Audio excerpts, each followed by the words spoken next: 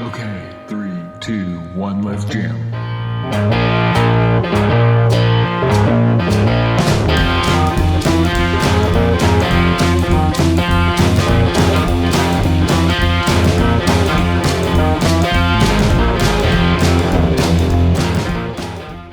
I don't know if we're going to keep the third brake light, since we added the spare tire brake light. But just for fun, I thought I'd make a decal to mask the third brake light to see what my wife thinks about it.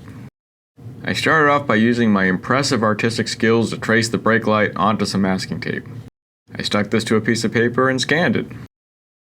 And I did a little work in a graphics program to get some sample designs made. I don't know what design my wife would like, so I'm trying the obvious retro Bronco logo and a simple set of eyes first. I mostly just care about figuring out the overall fit right now.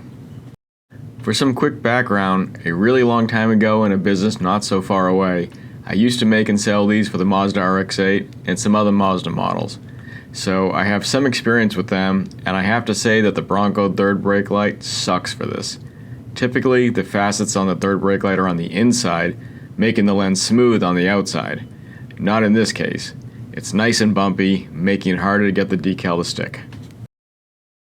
I had to use my heat gun to try to get the vinyl to settle more into the nooks and crannies. The mask was made slightly oversized so that it can wrap around and tuck into the crevice around the lens. Oops, yeah, I had the heat gun a little too close to the tire. If I melted a hole in it, my wife would not be happy.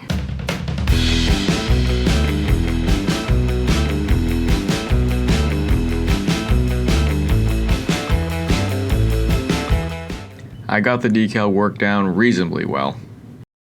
As you can see, not all of the lens gets lit, so the top and bottom of the Bronco logo doesn't light up.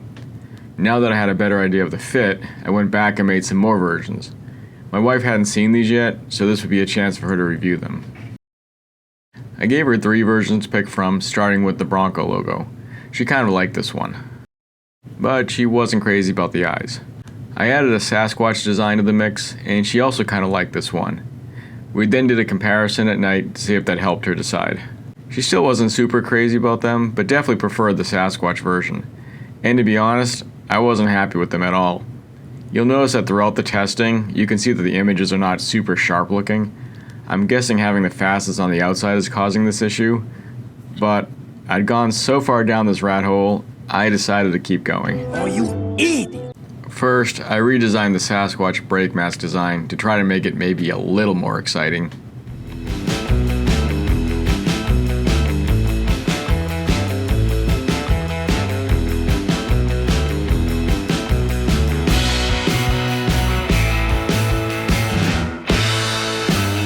I then used the trace I originally scanned to make a new lens for the brake light. I laser cut the pieces from some pretty thin clear acrylic. I did a little assembly. If you've ever glued acrylic together, you typically use this water-thin type of cement that more or less melts the acrylic together and dries almost immediately. I added some 3M double-sided tape to the edges. This tape is not the typical one you'd use when installing most automotive accessories. It's like all adhesive and no liner. It should stick extremely well though.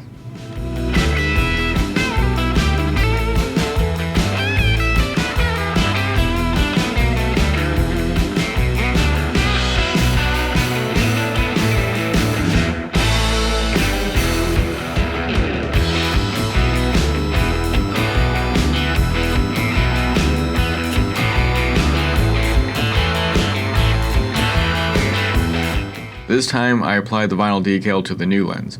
I could have done it after it was on the car, but I figured this would be a little easier to get it lined up as straight as possible and to trim it.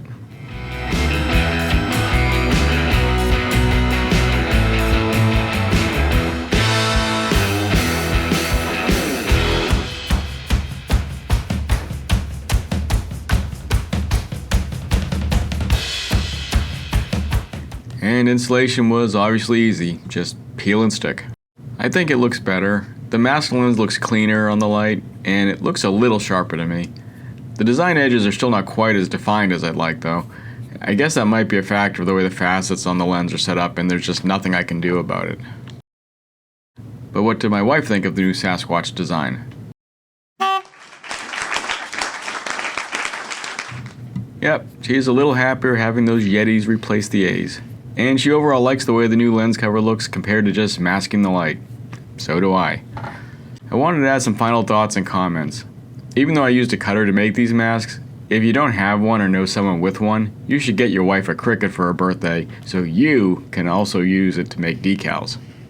No, seriously, this is something you can do without one if you have a steady hand and some patience. Also, a good sharp X-Acto knife is necessary. The more basic the design, the easier it'll be to make too. That being said, I made all the designs shown in this video available for download. They're already sized for the brake light, so you just have to print it, tape it down onto some vinyl, and start cutting. I've also included the shape for the lens I made in case you want to follow me down that same rat hole. I hope you found this helpful. If you end up making your brake light mask, let me know how it turned out. And as always, see you later.